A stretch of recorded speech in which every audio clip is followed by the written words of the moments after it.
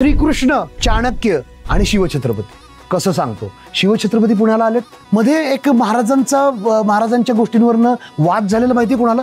महाराजांनी माफी मागितली, बरोबर आठवतंय. औरंगजेबाची महाराजांनी माफी मागितलेली आहे, अशावरती वाद झाला होता. एका माणसाने दिल्लीत बसून स्टेटमेंट दिलेलं, त्याचा कॉन्टेक्स्ट सांगतो मी. ठीक आहे. सुटले, परत आले.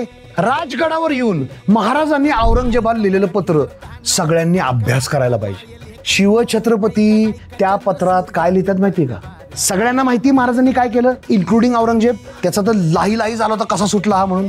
शिवछत्रपती पत्र लिहून म्हणतायत, तुमची परवानगी न घेता आलो, सॉरी, मी तुमचाच माणूस आहे, टेन्शन घेऊ नका, तुमचं काम इथं दक्षिणेत वाढवतो.